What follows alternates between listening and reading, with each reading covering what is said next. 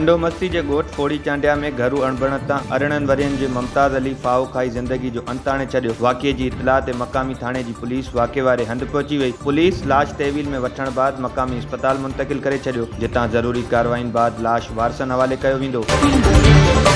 ॿिए पासे टंडो मस्ती में हर साल जीअं हिन साल बि करबला जे शहीदनि जी यादि में टंडो मस्ती मरकज़ी इमाम बारगाह मां जुलूस बरामद कयो वियो। मातमी जुलूस पंहिंजे मुक़रर रस्तनि खां थींदे इमाम बारगाह हुसैनी पहुतो। जुलूस में शहज़ादे कासिम जी यादि में मेहंदी बि रखी वई, जिते अक़ीदतमंदनि पंहिंजूं बासूं खयूं। पिण दौरान हज़ारे अज़ादारनि शिरकत कई, जॾहिं त सिक्योरिटी जा सख़्त इंतज़ाम कया विया।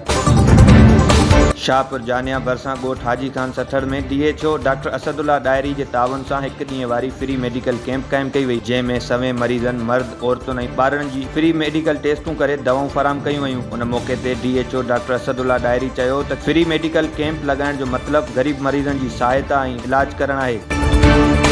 शाहपुर जानिया वेझो क़ौमी शाहराह ते ॻोठ हाजी गुलाम रसूल आराई वटि तेज़ रफ़्तार मुसाफ़िर कोच ॿिनि पुलिस अहलकारनि खे टक्कर हणी फ़रार थी वई। वाक़िए में 2 पुलिस अहलकार फ़ौत थी विया। पुलिस मूजिबि अहलकार मुज़फ़र जसकाणी ऐं रोशन अली जसकाणी दौलतपुर में मातमी जुलूस जी ड्यूटी करे वापसि अची रहिया हुआ त अफ़सोसनाक वाक़ियो पेश आयो। पुलिस कंडियारो टूल प्लाज़ा ते कोच ऐं ड्राइवर खे गिरफ़्तार करण जी दावा कई आहे।